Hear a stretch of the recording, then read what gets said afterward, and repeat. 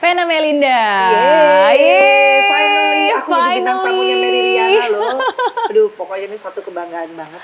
Karena aku Aku sering yang banget senang. nonton YouTube channelnya Mary Riana. Terima kasih. Aku tuh selalu bersyukur Tuhan kasih aku kesempatan di usia aku yang sekarang. Aku akhirnya bisa ketemu lagi dengan orang-orang yang dulu ketika SMP SMA tuh aku selalu lihat di layar kaca. Aduh, Dan Mbak Vena kelihatan ya salah tuanya aku satunya. ya.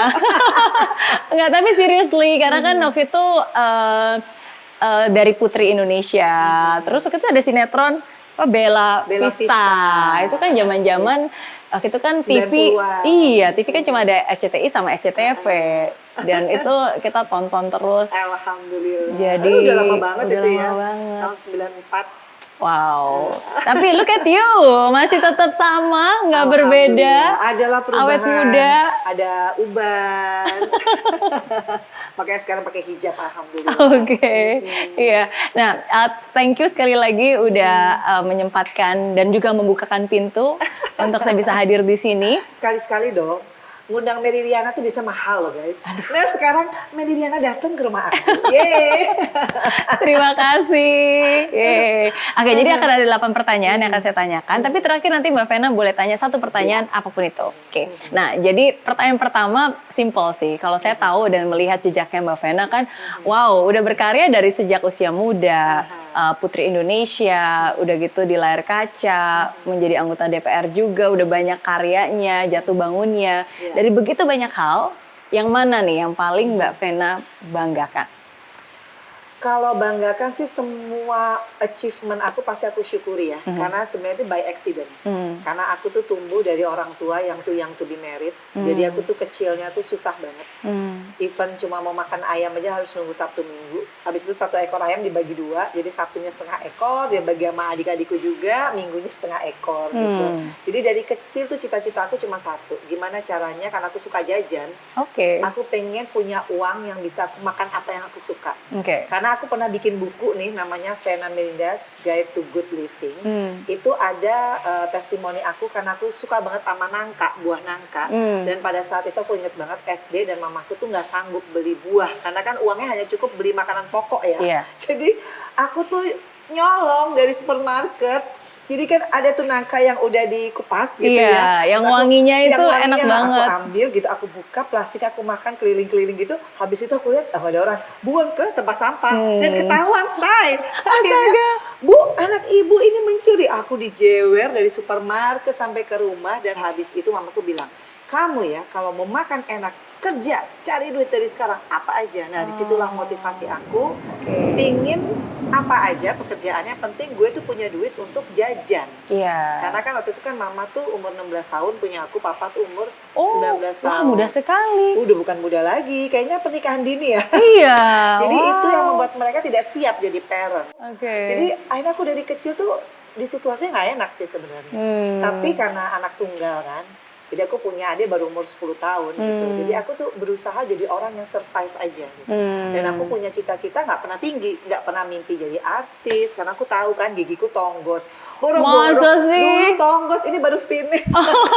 Dulu nggak punya uang buat beli apa behel gitu. Boro-boro ke dokter gigi, adikku aja lahir nggak ada yang minum susu, minumnya teh.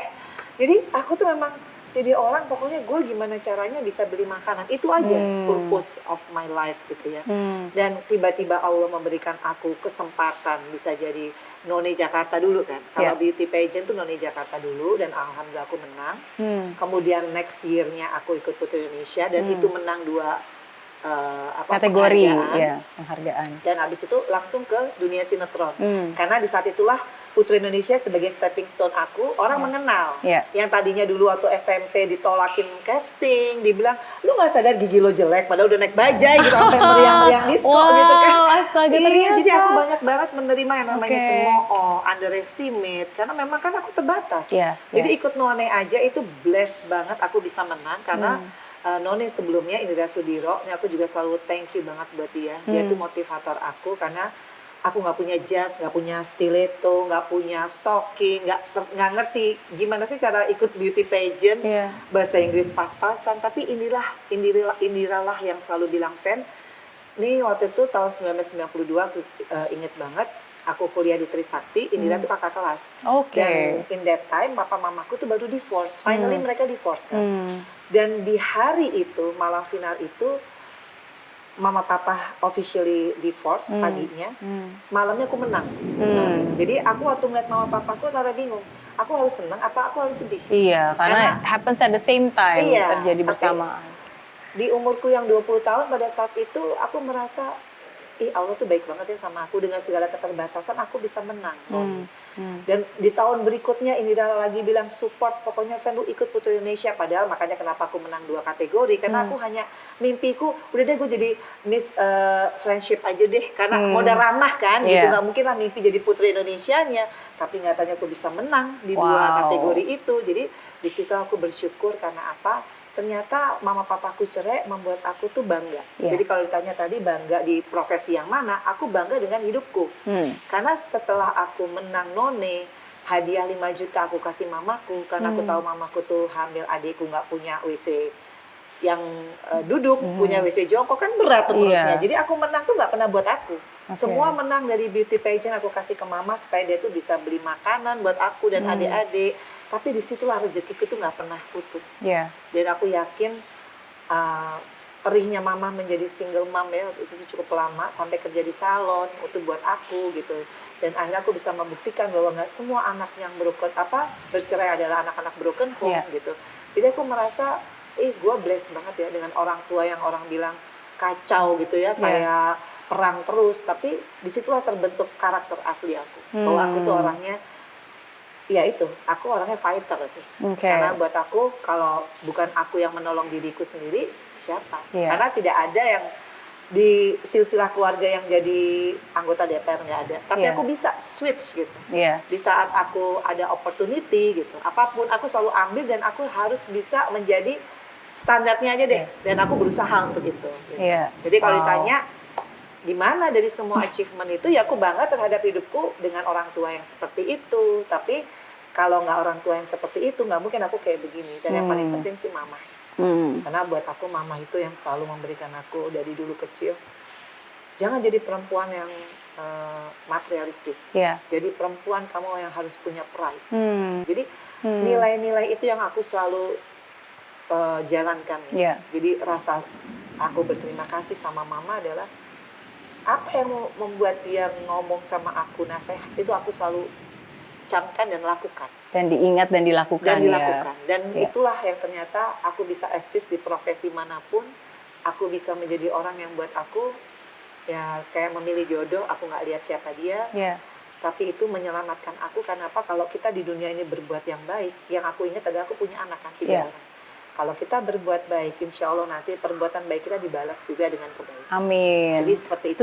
Setuju. Tapi itu satu hal yang luar biasa sih Mbak Vena, karena yang dibanggakan itu bukannya apa yang didapatkan, tapi menjadi siapakah sekarang gitu. Berdasarkan ya itu proses kehidupan prosesnya, itu. Proses hidup yang menjadikan Mbak Vena Melinda menjadi seperti yang sekarang, justru proses itulah yang akhirnya dibanggakan. Karena proses yang tidak mudah itulah yang akhirnya membentuk kita dan membentuk seorang Vena Melinda. Setuju. Sama lah kita. Sama-sama wanita tangguh yang dibentuk dari kerasnya hidup. Tapi kita bersyukur. Karena kalau kita berarti kan terpilih. Karena kan banyak juga perempuan yang tidak menghadapi fase kehidupan yang kayak roller coaster. Dia tidak akan kuat secara mental. Karena sebenarnya kalau aku melihat hidup itu adalah bukan pinter-pinteran. Hidup itu bagaimana kamu punya mental yang kuat, karena hidup itu up and down. Dan yang paling penting punya tetap jalur yang baik ya. Untuk apapun lah yang dilakukan, yang dipikirkan gitu. Jadi aku bersyukur juga pernah di fase menjadi politician. Karena buat aku tuh panggung aku, wadah aku bisa menolong orang banyak. Jadi semua itu keniscayaan sih sebenarnya. Aku suka banget ketika Mbak Vena menyebutkan kata terpilih. Kita semua itu terpilih. Kita terpilih untuk bisa merasakan sulitnya hidup. Karena kan Tuhan bisa ngasih itu ke banyak orang loh, tapi Tuhan memilih kita untuk melalui masa sulit itu dan memaknainya. Berarti kan sebenarnya Tuhan percaya bahwa kita tuh tangguh dan kita mampu. Jadi untuk bisa berada di tempat sulit aja, ya itu sebenarnya nggak semua orang. Iya. Jadi ketika kita merasa, oh ya saya terpilih ya, berarti kita melihat ada yang baik, dan aku suka banget pemilihan kata Mbak Vena. Berarti Iya. udah bisa jadi asistennya Meridiana Oh, ya? enggak. Kalau Meridiana lagi berhalangan, Vena Meridiana juga boleh loh. Bercanda. Boleh. Iya. Tapi Mbak Vena sendiri, kayak tadi kan bilang, Mama masih muda banget ternyata 16 Masih muda. tahun Jadi ketika beda sama melahirkan. aku, ya aku 50, ya dia 66 ya, mau 67 nanti Desember wow. gitu. Jadi papaku juga beda cuma 20 tahun. Kayak kakak adik gitu kalau Udah pas bukan lagi kayak remaja kakak adik, jalan. Udah kayak, ya masih sering berantem juga, karena aku Iya. tipe orang yang sangat suka argue. Tapi aku anak yang paling nurut di antara adik-adikku yang lain, yang kalau ngomong manis banget, tapi nggak nurut gitu. Kalau aku tuh kayaknya, oh nggak bisa mah begini. Tapi semua omongan mama nggak ada yang aku nggak Iya. patuhi dan jalankan itu.